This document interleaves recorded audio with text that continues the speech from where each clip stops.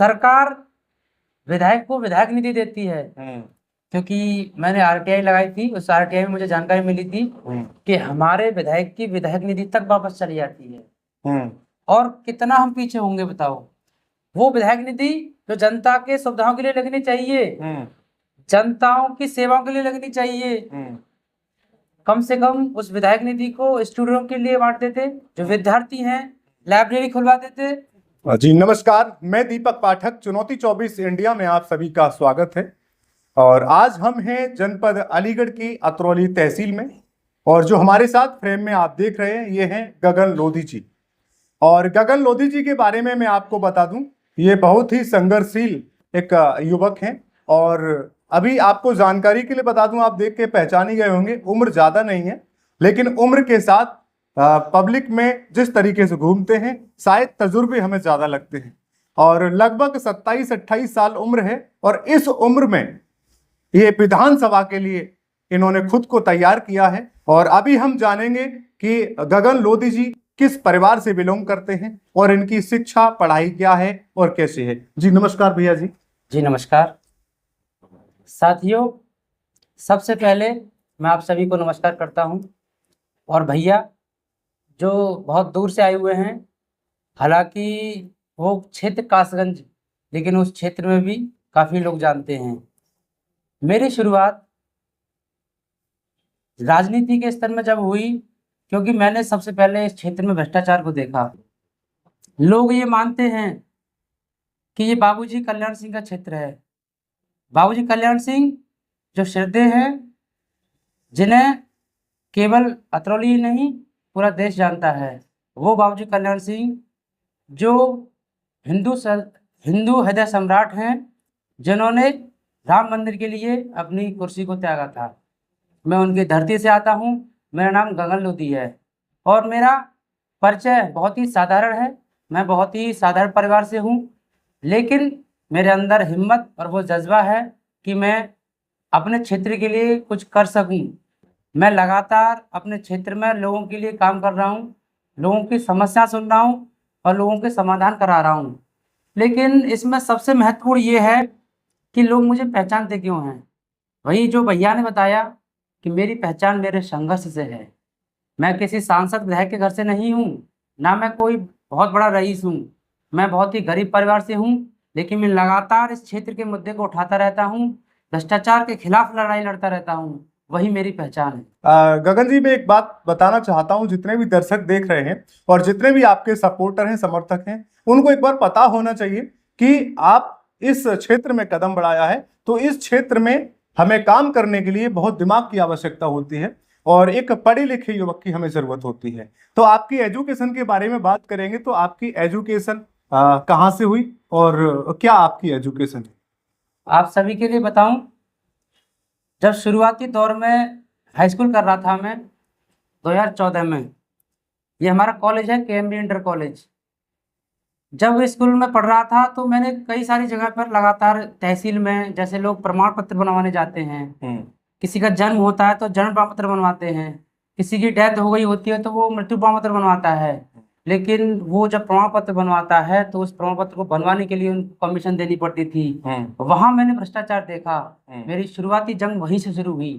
मैंने लगातार sting operation किए, लेखपालों को, तहसीलदार को। हाई स्कूल से ही हाँ करना शुरू कर दिया ये? वही मैंने देखा कि मुझे एक इनकम सर्टिफिकेट बनवाना है ताकि मैं अपना छात्रवृत्ति के लिए आवेदन कर सकूं। मैं सामान्य से परिवार से आता हूं, लेकिन जब इनकम सर्टिफिकेट बनवाने के लिए मुझे पता चला कि वहाँ पैसे देने पड़ते हैं, वहीं से मैंने ये आंदोलन शुरू किया कि ये भ्रष्टाचार मुझे बर्दाश्त नहीं है। क्योंकि मेरे गांव में एक प्राइमरी स्कूल नहीं है और उस स्कूल की मांग करते करते मुझ पर मुकदमे हुए। मेरा समाज बहुत ही साधारण परिवार से है। मेरा समाज बहुत ऐसा है कि वो उनकी हैसियत प्राइवेट स्कूल में पढ़वाने की नहीं है। उनके लिए देखो, सामान्य बात है सरकारी प्राइमरी स्कूल होना चाहिए जी, क्योंकि उनकी शुरुआत ही वहीं से होती है। जब उनको शिक्षा नहीं मिलेगी तो उनकी सोचने की जो क्षमता है वो कैसे बढ़ेगी, वो आगे कैसे बढ़ेंगे, वो अपने अधिकारों को कैसे जानेंगे। मेरी शुरुआती जंग यहीं से हुई। मैंने स्कूल की मांग की क्योंकि हमारे इस क्षेत्र के जो विधायक हैं संदीप सिंह, वो शिक्षा मंत्री हैं तो नॉर्मल है, एक शिक्षा मंत्री को एक स्कूल बनवा देना चाहिए। मैंने कई बार ज्ञापन भी दिया, जी कई बार एप्लीकेशन दी थाने में, एसडीएम साहब को, डीएम साहब को, कमिश्नर साहब को, जी सारी जगह मैंने प्रयास किया, लेकिन स्कूल की जगह मेरे पर मुकदमे हुए। अच्छा, जी। हम एजुकेशन की बात कर रहे थे, तो आगे कहाँ तक आपकी एजुकेशन हुई? मैंने ग्रेजुएशन कर रखी है जी। वो इसीलिए भी करनी पड़ी क्योंकि रोकने का तो मुझे बहुत प्रयास किया जी। और मैं ना पढ़ पाऊँ, इसलिए भी ये भी प्रयास किया कि मैं आगे ना बढ़ सकूं, ये जितनी इंफॉर्मेशन नॉलेज में रखता हूँ वो ना ले सकूं। लेकिन लगातार जहां मुझे मौका मिला वहां मैं पढ़ा। मेरे पर मुकदमे भी हुए तो मैं दीवानी पे बैठ के मैंने प्रैक्टिस भी की। हालांकि जितनी जानकारी मैंने रखी उस जानकारी को लेकर मैं लगातार आगे बढ़ता गया, क्योंकि ये मैं मानता हूँ कि कोई भी व्यक्ति अगर पढ़ा लिखा नहीं है तो वो ये ना समझे कि वो कुछ कर नहीं सकता। उसके अंदर हिम्मत होनी चाहिए, वो जितनी नॉलेज है उस नॉलेज को आगे लेके बढ़े और सफलता उसके कदम चूमेगी। आप बता रहे थे हमारे ऊपर मुकदमे लगे, जब मुकदमे लगने स्टार्ट हुए तो आपको एक डर नहीं लगा था कि मेरे ऊपर मुकदमे हो रहे हैं, कि मुझे जेल भी जाना पड़ सकता है? तो आप पीछे हटने का कभी कोशिश किया आपने? बिल्कुल, ये आपका प्रश्न बहुत ही महत्वपूर्ण है और इस विषय पर मैं कुछ विस्तार से बात करना चाहता हूँ जी। कि जब लोगों पर मुकदमे होते हैं, लोगों को धमकियां मिलती हैं, तो स्वाभाविक है कोई साधारण परिवार से व्यक्ति जब आगे बढ़ता है तो उसको दबाने का प्रयास किया जाता है, उसको धमकियां दी जाती हैं, उस पर मुकदमे डाले जाते हैं ताकि वो आगे ना बढ़ सके। क्योंकि आपको पता होगा कोई साधारण परिवार से जब व्यक्ति निकलता है तो ये रईस लोग, विरासत वाले लोगों की कुर्सियां हिलने लगती हैं, क्योंकि जो साधारण परिवार से निकलता है ना उसके अंदर जज्बा होता है।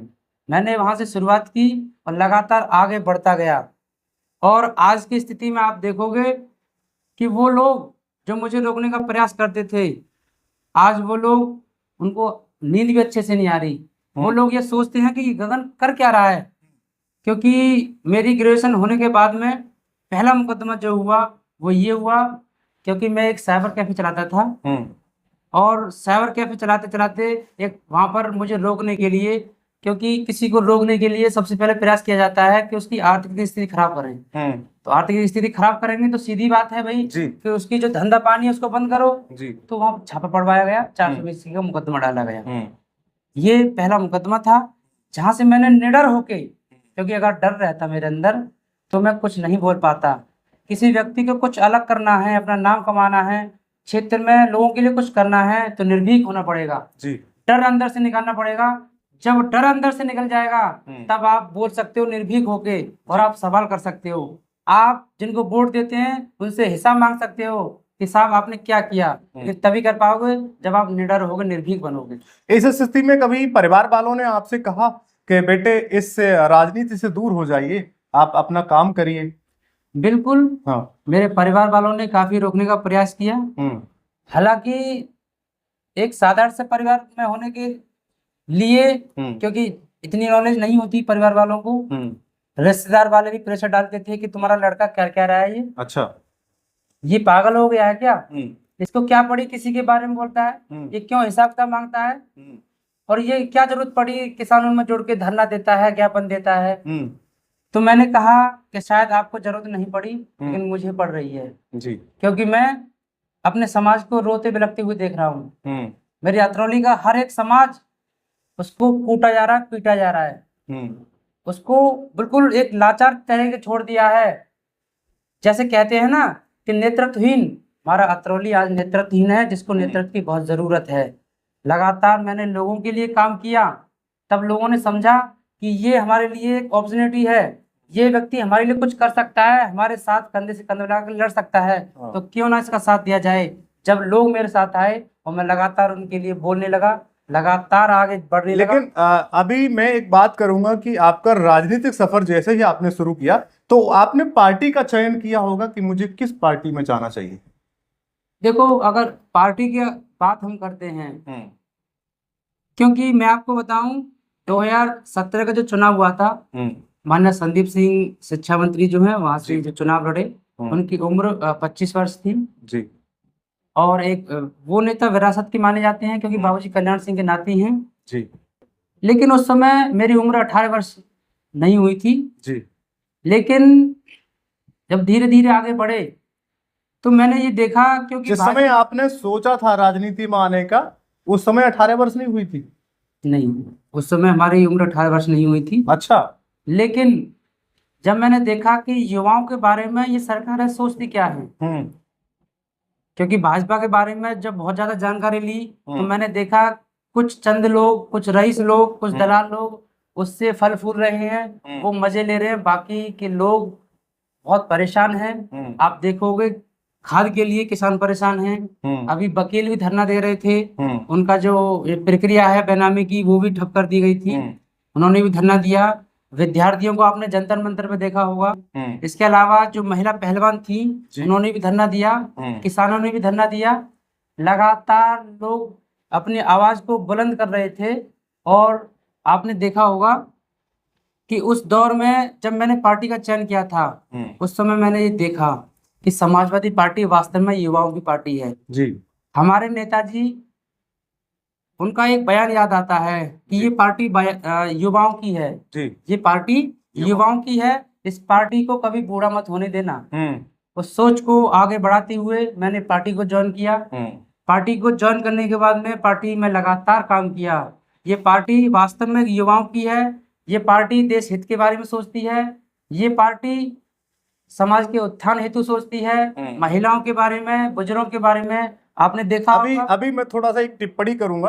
आप पार्टी के बारे में बात कर रहे हैं तो आप महिलाओं के बारे की बात कर रहे हैं कि पार्टी समाजवादी महिलाओं के बारे में सोचती है, लेकिन जो भाजपा है वो भी तो बहुत सारे कार्य कर रही है। एक उन्होंने महिलाओं के लिए कई अभियान चलाए थे उन्होंने, और वो काफी रोजगार भी दे रहे हैं। देखो, क्योंकि हम टेक्नोलॉजी में बहुत अंदर तक की जानकारी रखते हैं, मैंने शुरुआती दौर में साइबर कैफे वगैरह जी चलाया है। मैं ये देख पाता हूँ एक महिला जिसके लिए एक निराश्रित महिला पेंशन दी जाती है। निराश्रित महिला यानी महिला के पति जब खत्म हो जाते हैं तो उसको एक पेंशन के रूप में एक पेंशन दी जाती है महीने के रूप में। उसको वो जारी करवाने के लिए लगातार चक्कर काटने पड़ते हैं, क्योंकि उनके जो पति होते हैं वो तो है नहीं है।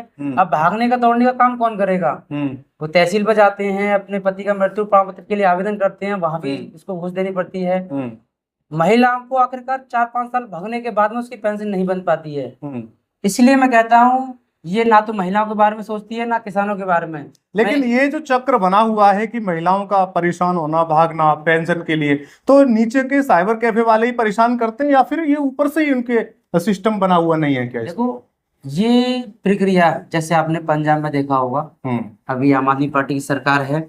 अगर एक किसी को प्रमाण पत्र बनवाना होगा वो प्रमाण पत्र के लिए आवेदन करेगा और लेखपाल उसके घर पे जाके प्रमाण पत्र बनवा के दे के आएगा जी। तो क्यों ना वो प्रक्रिया उत्तर प्रदेश में लागू हो कि किसी को परेशानी है जो तहसील तक नहीं देखो 40 किलोमीटर दूर से लोग यहाँ आते हैं तहसील पर, उसको किराया देना पड़ता है, आना जाना पूरा दिन खराब होता है। इससे अच्छा वो आवेदन करे और आवेदन करके उसका जो अधिकारी है उसका सर्टिफिकेट उसके घर पे दे के आए। क्यों परेशान होगी जनता? बिल्कुल बिल्कुल। सम्मान निधि योजना सरकार ने चलाई, क्या सम्मान निधि सबको मिल पा रही है? नहीं। उस सम्मान निधि में इतना भ्रष्टाचार है कि लेखपाल भी अगर रिपोर्ट लगाते हैं तो उसके लिए घूस लेते हैं। मैंने कई लेखपालों का स्टिंग ऑपरेशन किया है और शिकायत भी की है और कई लेखपालों को निलंबन भी कराया है मैंने। अच्छा, लेकिन अभी भाजपा एक किसान दुर्घटना बीमा भी दे रही है। किसी किसान की मृत्यु होती है उनको 5 लाख रुपए की राशि दे रही है, और उनको अभी रोजगार भी दिया युवाओं के लिए। मैं आपको बताऊं वहीं में आ रहा था, जैसे महिला के बाद में मैंने किसानों के बारे में बताया, तो ये जो आप किसान दुर्घटना के बारे में बता रहे हो ये पहले से चली आ रही है। हालांकि इस सरकार ने कुछ नया नहीं किया है, कुछ नया किया है तो वो है इस देश में दंगा फसाद करना, लड़ाई झगड़ा कराना, धर्म के नाम पर लोगों को लड़ाना, ताकि लोग जो अनपढ़ हैं वो खुद को बचाने के लिए धर्म के नाम पर एक साथ इकट्ठे हों और वो उनको खरीद ले। यानी आपने देखा होगा ये सरकार लोगों के दिमाग को कैप्चर करती है कि आपको अगर वो सरकार आ गई तो ये हो जाएगा। इस तरीके से लोग गुमराह होते हैं और ये लोग वास्तव में हमारे समाज को अनपढ़ रखना चाहते हैं, शिक्षा से वंचित रखना चाहते हैं, ताकि ये अनपढ़ समाज उनके गुणगान करते रहे और वो लगातार उनको गुलाम बना के उनके वोट लेते रहे और इस सरकार में बने बैठे। लेकिन आज का दौर परिवर्तन का है। ये परिवर्तन का समय जो लगातार यूथ को आप देख रहे होंगे कितना जागरूक हो रहा है। युवा जागरूक हुआ तो आपने जंतर मंतर पे देखा होगा और उसका परिणाम भी देखा होगा। हाँ। इसीलिए मैं कहता हूँ परिणाम, ये परिवर्तन का समय है और परिवर्तन होने वाला है। ये जो इनका धर्मेंद्र प्रधान का इस्तीफा हुआ है, ये सही हुआ है इस्तीफा? बिल्कुल हुआ है। जब एक मांग युवाओं की है कि नीट के जो पेपर है वो लीक हुआ, अब उसका जो जिम्मेदारी लेनी चाहिए, कम से कम कोई अगर शिक्षा मंत्री है तो ये बताए कि मेरे शासनकाल में ये पेपर लीक हुआ है। अब ये लीक हुआ तो उसकी जिम्मेदारी लेते हुए उसको इस्तीफा देना चाहिए। लेकिन उन्होंने बने बैठे रहने के लिए लगातार आह्वान किया कि हम यहीं रहेंगे और हम इस्तीफे वगैरह नहीं देते हैं। लेकिन युवाओं की ताकत ने उन्हें दिखाया कि इस देश का युवा जाग चुका है। इस देश का युवा अब डरता नहीं है किसी से। ये शुरुआत है अभी। आज धर्मेंद्र प्रधान ने इस्तीफा दिया है, आने वाले समय में अगर कोई भ्रष्टाचार करता है तो उसका इस्तीफा भी लिया जाएगा। लेकिन आप बात कर रहे हैं एक भारतीय जनता पार्टी की, लेकिन अगर समाजवादी की बात की जाए तो ऐसा लोगों का मानना है कि समाजवादी पार्टी में भी पेपर लीक हुए थे, उसमें बहुत ज्यादा एक गुंडई स्टार्ट हो गई थी कि उसमें महिलाएं सुरक्षित नहीं थी। क्या ये सत्य है? देखो, जो मेरी उम्र है हाँ, उसके हिसाब से जो मैंने सोचना समझना जब से शुरुआत की उस दौर से मैं सुनता आ रहा हूँ। आज की स्थिति में भी अतरौली पर जितने भी इंटर कॉलेज हैं, हाँ, जितने भी कॉलेज हैं, वहां मैंने देखा है कि आज की स्थिति में भी हर स्कूल में नकल देख रहा हूं मैं। वो आज तक बंद नहीं कर पाए ये, और आरोप लगाते हैं समाजवादी पार्टी पर। भाई सत्ता आज आपकी है और आपको जवाबदेही तय करनी चाहिए। आप क्यों नहीं बंद कर पा रहे? ऐसी कौन सी कमी है? और एक तो ये शिक्षा मंत्री का क्षेत्र है। शिक्षा मंत्री के क्षेत्र में अगर नकल होगी इतना दुर्भाग्यपूर्ण है। मैं शिक्षा मंत्री को बीच में इसलिए भी लेकर आता हूँ क्योंकि ये वो शिक्षा मंत्री हैं जिन शिक्षा मंत्री ने इस अतरौली विधानसभा पर जो जनता ने चुनकर भेजे उस विधानसभा पर एक स्कूल नहीं बना पाए। क्योंकि मेरे गांव है शेखपुर पनिहारा, जिसमें 100% लोधी समाज है और इनको बगैर मांगे आज तक वोट देते आए हैं। हमारे माँ बाप दादा हमेशा इनको वोट देते आए, इनको मुख्यमंत्री तक बनाया, लेकिन आज तक हमारे गांव के लिए एक स्कूल नहीं दे पाए। ना तो हमारे गांव में एक स्कूल है, ना आंगनवाड़ी केंद्र है, ना बारात घर है। आखिरकार हमारे साथ ऐसा क्यों? हमें हमेशा ठगा गया, लेकिन अब हम चुप बैठने वाले नहीं हैं। लेकिन ये आप बता रहे हैं लोधी बाहुल्य क्षेत्र है, तो ये तो एक भाजपा का गढ़ है, भाजपा का गढ़ है शुरू से ही। ये हाँ माना जाता है कि ये जो गढ़ है भाजपा का है। लेकिन आप समाजवादी में आपने एंट्री करके आपको लगता है कि हम फतेह करेंगे आप? क्योंकि मुझे पता था कि हमारा भविष्य जो है वो समाजवादी पार्टी में है जी। ये भाजपा हमारा भविष्य तय नहीं करती। ये भाजपा हमें बर्बाद करने वाली पार्टी है। युवाओं का भविष्य दांव पर लगा हुआ है, तो हम समाजवादी पार्टी में जाएंगे क्योंकि हमें बचना है, तो समाजवादी पार्टी ही विकल्प है। जी। और ऐसी क्या कमियां दिखी क्षेत्र में आपको जिनसे आपको लगता है कि अब तक ऐसे काम नहीं हुए, मैं वो काम करूंगा? ऐसी क्या कमियां दिखी आप? अतरौली विधानसभा पर ऐसा कोई एक काम नहीं, हर एक काम जो विकास के नाम पर गिना जाए तो देखो, रोड हो गया जी, स्कूल हो गया, अस्पताल हो गया। इसके अलावा जो लोग अपनी जो सरकारी योजना है जो गांव गांव तक पहुंचनी चाहिए वो नहीं पहुंच पा रही। आखिरकार जो जनप्रतिनिधि होता है उसका क्या दायित्व है? क्या वो महलों में बैठने के लिए बने होते हैं जी, या लंबी लंबी गाड़ियों में बैठने के लिए होते हैं? जी। इस अतरौली में वास्तव में विकास की बहुत बड़ी कमी है। इस अतरौली को बहुत ही पीछे धकेल दिया है। हम लोगों ने ये तय किया है कि हम इस अतरौली को आगे ले जाएंगे और इस अतरौली में धीरे धीरे नए नए युवाओं को मैं नेता बनाऊंगा। क्योंकि ऐसा नहीं है कि केवल मैं नेता बनने आया हूँ, मैं परिवर्तन करने के लिए आया हूँ और मैं परिवर्तन करके ही रहूंगा। अब तक का जो आपका सफर रहा, ये स्ट्रगल भरा है, इसमें आपने क्या क्या मोड़ देखे? ऐसा कोई मोड़ जो बहुत ज्यादा खतरनाक हो, ऐसा है कोई? शुरुआती दौर में जब मैंने एसडीएम साहब को एक ज्ञापन दिया कि साहब लोग बहुत परेशान हैं, साहब लोगों को सम्मान निधि नहीं मिल पाती, महिलाओं को पेंशन नहीं मिल पाती, विद्यार्थियों को अच्छी शिक्षा नहीं मिल पा रही। मैंने उनको आवेदन दिया, एप्लीकेशन दिया ज्ञापन के रूप में कि साहब हमारे बारे में सोचा जाए। और ज्ञापन देने के बाद में जब मैं घर वापस लौटा, घर लौटते ही मुझे 3 थाने की पुलिस उठा के ले गई। कितने दिन बाद? तुरंत? सेम डे पर। अच्छा। तो मैंने ऐसा कौन सा बड़ा गुनाह कर दिया? मैंने गरीब लोगों की आवाज को बुलंद किया, क्या मुझे इसलिए पकड़ लिया गया?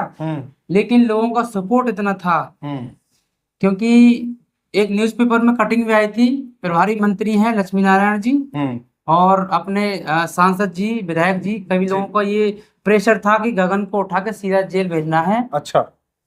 लेकिन परमात्मा का आशीर्वाद, लोगों की दुआएं और हमारी इंफॉर्मेशन नॉलेज जो लगातार हम सामना करते रहे, सवाल करते रहे।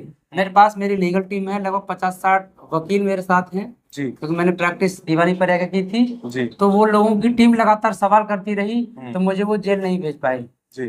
वो पोस्ट फिर मैंने आके डाली कि तुम्हारे अंदर इतनी औकात नहीं है कि अगर को जेल भेज पाए। लेकिन आप पोस्ट की बात कर रहे हैं, आपने तो काफी रिकॉर्डिंग भी वायरल की, आपने काफी वीडियो बना करके, फोटो लगा करके ऑडियो वायरल की। मैं वहीं पर आ रहा था। हाँ। जब मैं पोस्ट मैंने डाली कि जैसे हमने एटा पर हराया है तुमको, वैसे ही मैं आपको अतरौली में हराऊंगा। मैं हराऊंगा, मेरी जनता हराएगी, मेरे साथ समर्थक लगातार काम करेंगे और सच्चाई को सामने दिखाएंगे और बताएंगे कि आखिरकार आपने अतरौली को लूटने का काम किया है। आखिर क्यों हमारा अतरौली इतना पीछे रह गया? क्यों हमारे अतरौली से नए नेता नहीं बन पा रहे? हमारे अतरौली से नए नेता क्यों नहीं बन पा रहे? ये सवाल मैंने जब शुरू किया, जब मैंने सवाल करना शुरू किया तो मुझे कॉल आई कि मान जाओ, मैं तुम्हें रगड़ के रख दूंगा। अच्छा। कानूनी कार्रवाई में तुम्हें फंसा दूंगा, कोई तुम्हें बचा नहीं पाएगा। तो मैंने बगैर सोचे समझे, निर्भीक होकर वो रिकॉर्डिंग को वायरल किया ताकि इन लोगों की सच्चाई सामने आए, लोगों को पता चले कि ये लोग कैसे हैं, कैसे युवाओं को दबाने का प्रयास करते हैं। इसलिए मैंने एक एप्लीकेशन एसएसपी साहब को दी, एसएसपी साहब ने किया। एसएसपी साहब ने मुझसे कहा कि भैया कैसे मुकदमा करूं, आप तो जानते ही हैं। तो मैंने कहा कि मेरा कर्तव्य है, मैं कानून को मानने वाला हूं, संविधान को मानने वाला व्यक्ति हूं। मैंने एप्लीकेशन दिया और इस रिकॉर्डिंग को वायरल किया। जिस रिकॉर्डिंग को वायरल होने के बाद में लोगों ने मुझे बहुत सपोर्ट किया। कई जिलों से मुझे कॉल आई, तो लोगों ने कहा हम तुम्हारे साथ हैं, जिससे मेरा मनोबल बढ़ा और मैं लगातार काम करता रहा। आपने ऐसा नहीं सोचा कि आप भारतीय जनता पार्टी में चले जाते तो अच्छा रहता ना? फिर देखो, ये हम मानते हैं कि भारतीय जनता पार्टी वास्तव में, क्योंकि आपने अभी कहा कि ये गढ़ माना जाता है, तो अतरौली तो गढ़ नहीं, लेकिन जिस क्षेत्र में मैं रहता हूँ वो क्षेत्र वास्तव में भाजपा गढ़ माना जाता है जी। लेकिन वहीं से मैंने शुरुआत की, क्योंकि मैंने आपको बताया कि भाजपा युवाओं की पार्टी नहीं है, भाजपा चंद पूंजियों की पार्टी है। वो रईस लोगों को अपने पास रखती है, लेकिन वास्तव में हर गरीब, मजदूर और जो युवा हैं उनकी पार्टी एक ही है, वो है समाजवादी पार्टी, जो सबको समान रखती है और युवाओं को आगे बढ़ाने का प्रयास कर रही है। ये आप अभी विधानसभा की तैयारी कर रहे हैं और आप क्षेत्र में लगातार घूम रहे हैं, तो आप अगर बात की जाए, आपने स्टार्टिंग में बताया कि मैं एक मध्यम परिवार से हूँ और एक साइबर कैफे चलाता हूँ, तो इसमें एक सोचने वाली बात आती है कि इसमें आप इतना स्ट्रगल करते हैं, मेहनत करते हैं, इसके साथ कुछ और भी काम करते हैं आप? अभी देखो, एक तो मैं युवाओं से ये अपील करता हूँ और ये आप आज सीखना कि आखिरकार ये किया कैसे जाता है, क्योंकि कोई काम ऐसा नहीं है जो आप नहीं कर सको। अपने अंदर से डर को निकालो, क्योंकि आप समझदार हो और दिमाग का सही इस्तेमाल करो, लोगों के लिए लगातार काम करो। और आज के समय में सोशल मीडिया है, वहां लोगों को बताओ कि हम ये काम करते हैं, लोगों के सुख दुख में भागीदारी लो। जब लोगों के सुख दुख में साथ रहोगे तो लोग मानते हैं वास्तव में, क्योंकि देखो राजनीति का पहला कदम लोगों का साथ है। लोगों के सुख दुख में साथ नहीं रहोगे, सम्मानित बुजुर्गों का अगर तुम सम्मान नहीं करोगे तो तुम्हारी राजनीति बेकार है। इसलिए मेरा पहला जो कदम है, मेरी पहली जो सीढ़ी है वो क्षेत्र से है। क्षेत्र में लगातार लोगों से जनसंपर्क किया, लोगों से बातचीत की और क्षेत्र में वास्तव में ये देखा कि मैं मुद्दे क्या हैं, समस्या क्या है लोगों को। तो आज की स्थिति में जहाँ लोग कहते हैं कि ये देश एक ऐसा देश है कि लोग ये मानते हैं, मैं आपको बताऊं कि ये कृषि प्रधान देश है, जहाँ किसान को एक राजा माना जाता है। उस देश के अंदर आज किसान रो रहा है। मैंने गांव-गांव में देखा है, लोगों के पास खाने तक के लिए ठीक से रोटी भी नहीं है। ये सरकार ने उनको राशन देके उनको असहाय बनाया है, क्योंकि वो लोग इतने सक्षम नहीं है कि कमा के खा पाएं। ये सरकार ने वो किया है। शिक्षा से तो बहुत दूर हैं ये लोग। ये केवल और केवल जनता को मूर्ख बनाने का काम करते हैं। लेकिन मैंने जनता के बीच जाकर वो जागरूकता फैलाई, उनको बताया कि वास्तव में आपको परिवर्तन करना जरूरी है। जो लगातार 50-60 सालों से एक ही परिवार में राजनीति चलती रही है, वो बदलना है।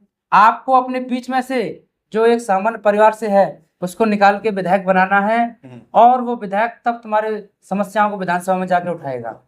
लेकिन कुछ लोगों का ऐसा अगर मानना होता है कि गगन जी तो पूरे दिन विधानसभा में घूमते हैं, काफी गांव का चक्कर लगाते हैं, लेकिन अपना एक मैनेज कैसे करते हैं खर्चे को, इसको ये काफी लोगों के सवाल होते हैं।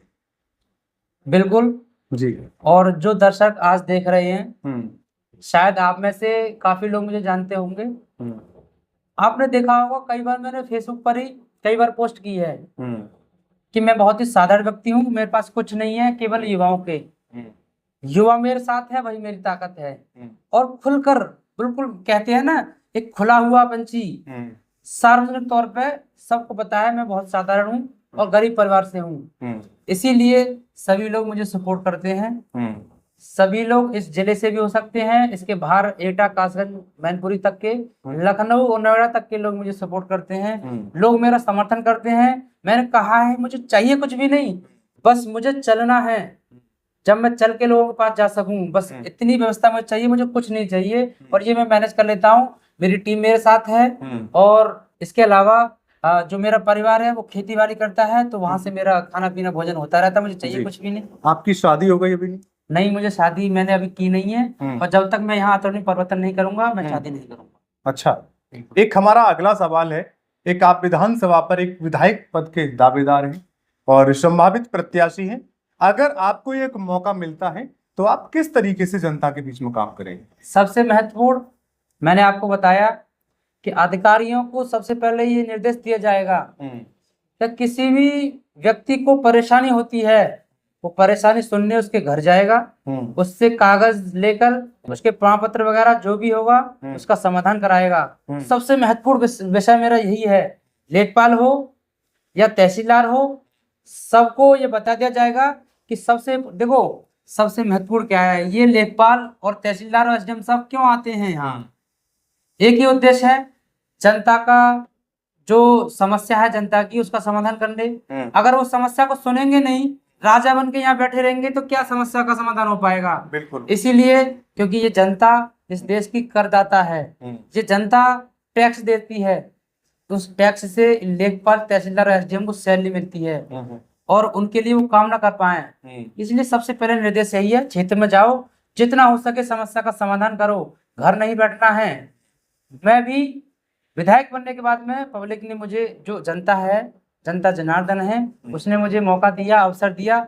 लगातार जनता के बीच में काम करूंगा। घर बैठने वाला नहीं हूँ मैं कोठियों में बैठने वाला नहीं हूँ, ना मैं वो लंबी लंबी गाड़ियों में घूमूंगा। ये जो बयान है ना, ये ध्यान रखना और इसको शेयर भी करना, सेव भी कर लेना इसको आने वाले समय के लिए। मैं केवल परिवर्तन करने आया हूँ, मैं उस समाज को आगे बढ़ाने के लिए आया हूँ जिस परिवार को पढ़ाई नहीं मिल पाती, जिस परिवार धीरे धीरे अशिक्षा के कारण वो परिवार 15-16 साल की उम्र में बेलदारी करते हैं। मैंने देखा था हमारे यहाँ जो भट्टे भी हैं, वहाँ पहले बिहार से लोग काम करते थे। आज की स्थिति में मेरे अतरौली का युवा वहाँ काम कर रहा है, वो 13-14 साल की उम्र में। बहुत ही दुख होता है, अंदर से दिल रोता है मेरा इस अतरौली के लोगों को देखकर कि आखिरकार इस अतरौली पे मुख्यमंत्री रहे और उस अतरौली की हालत ऐसी है। हाँ। कि क्योंकि कुछ गांव ऐसे हैं जो सही हैं, लेकिन ज्यादातर जो गांव हैं उनमें आज भी हालत खराब है। जो मेन रास्ता है उस रोड पर कीचड़ भरा होता है, गहरे गहरे गड्ढे हैं, और कई गांव ऐसे हैं। मैं अपनी अतरौली विधानसभा का गांव है एक कनकपुर, जिस कनकपुर में मैं गया, उस कनकपुर का जो मेन रास्ता है वो मेन रास्ता आज तक पड़ा ही नहीं है। गहरे गहरे गड्ढे हैं और पेड़ उगाए हैं वहां पर, झाड़ियां बनी हुई हैं। घर से रात में लोग निकलते नहीं है, सोच घबराते हैं कोई कीड़ा मकोड़ा ना आ जाए। और आज के समय में ऐसे रोड बहुत ही दुर्भाग्यपूर्ण है, क्योंकि सरकार विधायक को विधायक निधि देती है। और आपको जानकारी होगी, क्योंकि मैंने आरटीआई लगाई थी, उस आरटीआई में मुझे जानकारी मिली थी कि हमारे विधायक की विधायक निधि तक वापस चली जाती है। और कितना हम पीछे होंगे बताओ। वो विधायक निधि जो जनता के सुविधाओं के लिए लगनी चाहिए, जनताओं की सेवाओं के लिए लगनी चाहिए, कम से कम उस विधायक निधि को स्टूडेंटों के लिए बांटते थे, जो विद्यार्थी हैं लाइब्रेरी खुलवाते थे, हैं गरीबों में बांटते थे। लेकिन वो वापस जा रही है, बहुत ही दुर्भाग्यपूर्ण है अतरौली के लिए। जो अतरौली उम्मीद करती है कि हमारा नेता, हमारा लीडर हमारे लिए कुछ कर पाएगा। और आज की स्थिति में ऐसे रोड जिनकी लगातार मैं आवाज उठा रहा हूँ, कई रोड ऐसे भी हैं, गांव है सिमथला, उस रोड के लिए मैंने आज आवाज बुलंद की। एक दिन बाद उस रोड का बनना स्टार्ट हो गया था और रोड मैंने बनवा दिया था। वैसे ही एक जरूरत है बोलने की, सवाल करने की, क्योंकि जब तक लोग बोलेंगे नहीं, आवाज को बुलंद नहीं करेंगे, जब तक इन अधिकारियों के कान में जू नहीं होगा। लेकिन आप बोलने की बात कर रहे हैं तो काफी लोग आते हैं निकल के फील्ड में, दावे वादे करते हैं। तो क्या आप भी तो दावे वादे नहीं कर रहे कि दावे वादे किए? एक गाना आता है ना कि वादा करके भूल जाते हो, तो काफी लोग भूल जाते हैं, कि आप भी भूल जाएंगे ऐसे?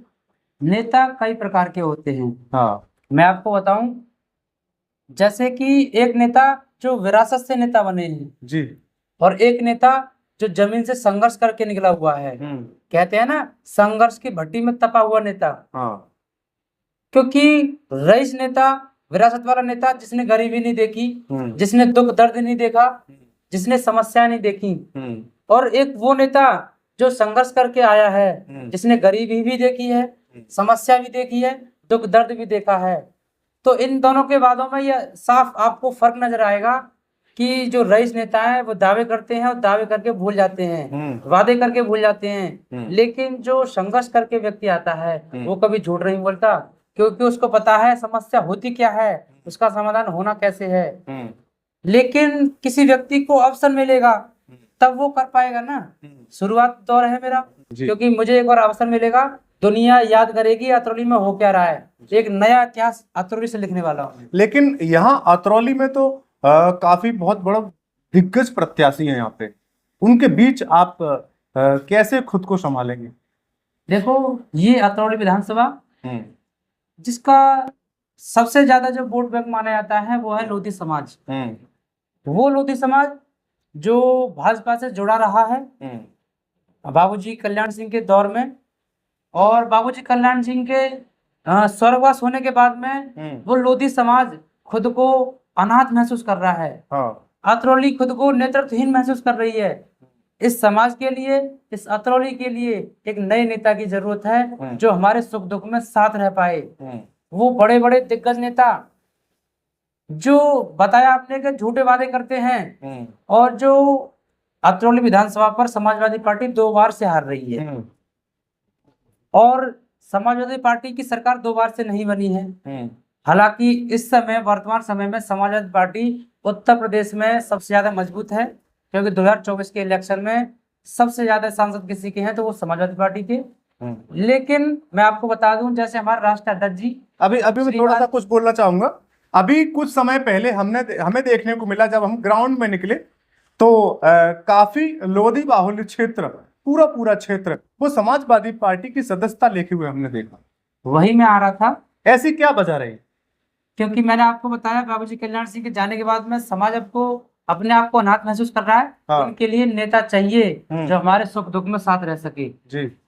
जो उनके बच्चे हैं, बेटे हैं, जो सांसद भी रहे हैं, वर्तमान में मंत्री भी हैं, वो जनता के बीच में नहीं रहते, जनता के दुख दर्द को नहीं समझते, जनता उनके खिलाफ है, उनके विरोध में है। जनता अतरौली की नई पार्टी को चुनना चाहती है, वो पार्टी एक है समाजवादी पार्टी। लोगों के बीच में जाके लगातार लोगों को बता रहा हूं मैं, जब लोग पार्टी से जुड़ते हैं, क्योंकि हमारे राष्ट्रीय अध्यक्ष अखिलेश यादव जी का एक बयान आपको पता होगा, उन्होंने कहा है कि हमें हर कीमत पर इस बार जीतना है, क्योंकि ये लड़ाई लोकतंत्र बचाने की लड़ाई है। और जीतने के लिए हर विधानसभा पर ऐसा युवा लेके आएंगे जो संघर्ष करने वाला होगा, जो जातीय समीकरण में सबसे सही होगा, उस व्यक्ति को हम मौका देंगे जो जीत सकता है। तो मैं आपको बता दूं, जो स्थानीय चैनल हैं, इनके सर्वे के माध्यम से ये गगन लोधी आपके पास जो बैठा है हमेशा टॉप पर आया है। मेरा संघर्ष एक ऐसा संघर्ष है, ये युवाओं में एक नई क्रांति लेकर आया है। इन युवाओं के हर एक जुबान पर एक नाम है, वो है गगन लोधी, क्योंकि उन लोगों के लिए मैं लड़ रहा हूँ, उन लोगों की आवाज को मैं बुलंद कर रहा हूँ। इसीलिए मैं मानता हूँ अध्यक्ष जी विश्वास जताकर हमें अवसर देंगे और इस अतरौली में एक नया इतिहास लिखने वाला है, क्योंकि जब जब अतरौली की सीट समाजवादी पार्टी जीती है तब तब समाजवादी पार्टी की सरकार बनी है। जी, ये प्रत्याशी तो और भी हैं, लेकिन आपको ही टिकट मिले, आपको ही टिकट मिले, ऐसा संभव हो सकता है क्या? ये मेरा कहना नहीं है, ना मैं ऐसा मानता हूँ, क्योंकि टिकट उसे मिलती है जिसको जनता सपोर्ट करती है जी। और जनता अतरौली की हर एक समाज मेरे साथ है, मेरे सपोर्ट में है, क्योंकि यहाँ की जनता परिवर्तन चाहती है। उन नेताओं से जो घमंडी नेता पूर्व में रहे हैं, आप किसी भी पार्टी से हो सकते हैं, लेकिन जो जनता के लिए काम नहीं करते हैं, जनता उस व्यक्ति को क्यों चुनेगी? साफ संदेश है कि इस बार परिवर्तन होगा, जनता हमारे साथ है और मैं राष्ट्रीय अध्यक्ष जी के आदेश का जितना सम्मान हो सकेगा सम्मान करूंगा और उनके द्वारा दिए हुए प्रत्याशी के साथ रहूंगा। वो कोई भी हो सकता है, लेकिन ये सीट इस बार समाजवादी पार्टी के फाले में जाएगी, क्योंकि अतरौली वाले ये जान चुके हैं हमारा असली घर समाजवादी पार्टी है। जी, आपकी विधानसभा जो ये है 73 अतरौली विधानसभा, इसकी जनता के लिए आप क्या संदेश देना चाहते हैं? मैं सभी से ये अपील कर रहा हूँ, ये निवेदन कर रहा हूँ, आप लोगों के पास कई प्रत्याशी आते होंगे, खुद को ये बताते होंगे कि हम आपके लिए काम करेंगे, लेकिन ये याद रखना, वो आपके पास नेता बनने आए हैं, वो आपसे वोट लेंगे, लेकिन मैं इस राजनीति में नेता बनने के लिए नहीं आया, मैं परिवर्तन के लिए आया हूँ। ये सोच को देखना, वो लोग जो टिकट मांग रहे हैं, वो लोग जो आपके पास भी आते हैं कई दिनों बाद और बोलते हैं कि भाई साहब हमें वोट दीजिएगा, वो किसी भी पार्टी से हो सकते हैं, लेकिन आप याद रखना, आपके लिए जो काम कर पाए आप उस व्यक्ति को चुनना। आपके पास जो आके कहे कि मैं आपका नेता हूँ, वो आपका नेता नहीं है। आप लोग इस बार अतरौली के बेटे को चुनिए जो आपके लिए काम कर पाए, आपके सुख दुख में साथ रह पाए, आपके लिए विधानसभा में जाके क्षेत्रीय समस्या को उठा पाए, आने वाली विधायक निधि को आपके लिए लगा पाए, आपकी सुविधाओं के लिए लगा पाए। लेकिन जनता के लिए तो कुछ जनता ऐसी भ्रमित जनता होती है, तो उनको कुछ ऐसा लगता है कि हमारा प्रत्याशी एक बहुत बड़ा धनवान होना चाहिए, उसके पास कई बंगले गाड़ियां होनी चाहिए, तो इस दोनों में से सही क्या है? हो सकता है पहले का दौर ये रहा हो, लेकिन आज का दौर ये है कि समाज जागरूक हो चुका है, युवा निर्भीक हो चुके हैं और लगातार सवाल कर रहे हैं, इसीलिए वो गुमराह नहीं होंगे। आपको याद होगा और बहुत सारे लोगों ने मेरी वीडियोस देखी होंगी कि अलीगढ़ के अंदर कई प्रत्याशी हैं, कई विधानसभा हैं, लेकिन जंतर मंतर पर अगर कोई दहाड़ रहा था तो वो सिर्फ एक ही व्यक्ति था, गगन लोधी। क्यों? क्योंकि लोगों ने देखा कि वोट मांगने लोग आते हैं लेकिन काम करने वाला कोई नहीं है। इसलिए मैं आपको बताऊं, सबसे पहले अगर जंतर मंतर पर अलीगढ़ से कोई गया था तो गगन लोधी, वहां मैंने कम से कम 400-500 लोगों को लीड किया था, लगातार आवाज बुलंद की थी और आपने परिणाम देखा होगा। इसके तुरंत बाद वहां से लौटने के बाद मैं जौहरी यूनिवर्सिटी पर गया, वहां आंदोलन किया, विद्यार्थियों के साथ बैठकर मैंने वहां डीएम साहब को ज्ञापन भी दिया। आपने देखा होगा परिणाम, आज उस पर रोक लग चुकी है। देखो, आपकी जो मानसिकता है ना, वो दर्शाती है कि आप हो क्या, आप काम क्या कर पाते हो। वादे तो बहुत बड़े बड़े कर देते हैं, लेकिन काम बताता है कि आप हो कौन। ओके, धन्यवाद जी। और आशा करते हैं यह 73 अतरौली विधानसभा के लोगों के लिए ये जानकारी पसंद आई होगी। जय हिंद, जय भारत, नमस्कार।